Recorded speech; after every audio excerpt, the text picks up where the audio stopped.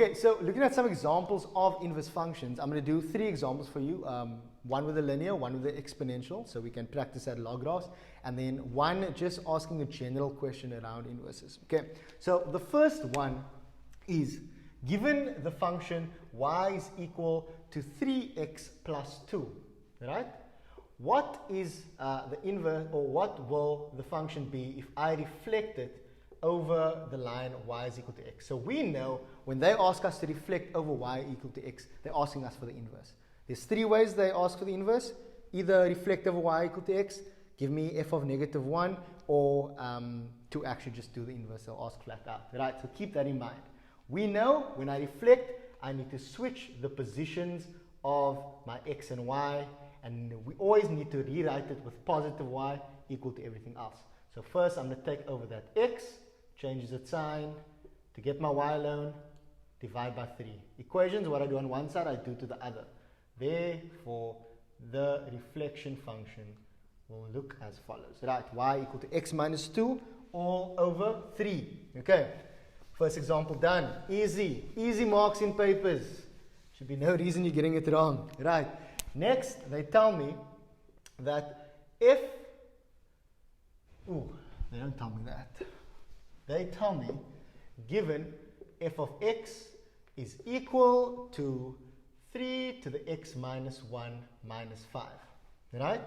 They're asking me to find out what f to the minus 1 would be, right? F to the minus 1, again, second way they can ask me to find the inverse. So remember what I told you? We don't like working with f of x, so we first change everything to y and x. When I find my inverse, I'm switching the position of x and y.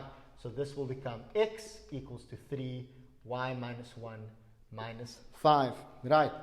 Again, we know functions, always positive y equals to everything else. So this is what I'm going to aim for. First thing I can do, take over my 5. When I take it over, I change my sign. Right. So now we're going to get into, again, log graphs, because we know that the inverse of an exponential will give me a log, right? So whenever I'm looking for my exponent, we're going to use logarithms. Remember, it's just a flow. So this comes down, that goes up. It's a flow. Also, just know your log rules. I mean, that also does help. So we're going to bring down my y minus x, my y minus 1, sorry. We're going to write in my log, base 3, and remember in brackets, because that must go as a unit into my log. Right. Last thing I'm going to do to get my y alone is take that 1 over. So, rewriting will be y equal to log base 3 x plus 5 plus 1. Because when that 1 comes over, it turns into a negative. But remember, they wanted the proper inverse notation. So my final answer will be f to the minus 1x equals to, and I will just rewrite this, log base 3 x plus 5 plus 1. Right, and there's your answer. Last example.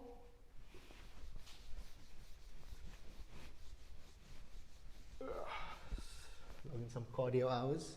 Okay, they say, given f of x is equal to log base 2 x plus 1, right? There's the function. So already now, also, don't be confused, right? We know this obviously is a log function, but that doesn't mean that they strictly need to give you an exponential, and then when they ask you for the inverse, it'll be a log, right? They can also give you a log function, because you know the inverse of a log function is an exponential. It works both ways, right? Vice versa. So here they are actually giving you the function as a log graph, and they're asking, what is the domain of this function? Right. So there's 2 ways you can go about it. Either you can just obviously understand how log graphs work, because once you figure out where your asymptote is and on which side of the asymptote the log function will lie, the actual function will lie, you can then obviously write in your domain from there.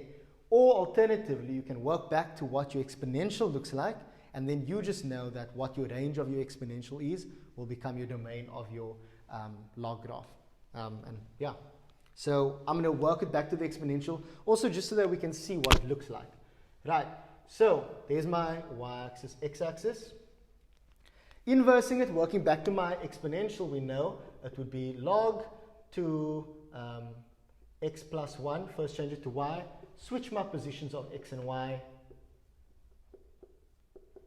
Rewrite it now in terms of just y. So first I'm going to reverse my log. So flow the other way now. This will become y plus 1 equals to 2 to the power of x. Right? Take my y over, my 1 over.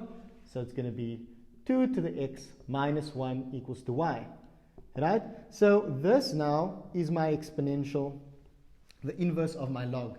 So we can see that my asymptote is at -1. Again, knowledge, guys, of functions, super important for just doing functions in grade 12 in general, right? So because my a is positive, we know it lies above my asymptote, and because it's not a fraction, it's greater than 1, we also know it will go that way. If I'm looking for a y-intercept or an x-intercept in this case, we'll do our standard thing. Let's look for y-intercept first, so we'll let my x equal 0. Anything to the power of 0, though, we know is 1. So final answer is 0. We know it's going to go through origin. So that inverse function looks like that. Which means if we are reflecting it over the line y equal to x, which is what the inverse is, everything changes. So what was my horizontal asymptote now becomes my vertical asymptote, x equal to -1. And it will still go through the point 0, 0. Only difference is it will now go that way. Right. So this in blue is actually the function that I was given in the beginning. So what is the domain of this function? It will just be for all values to the right of this vertical asymptote.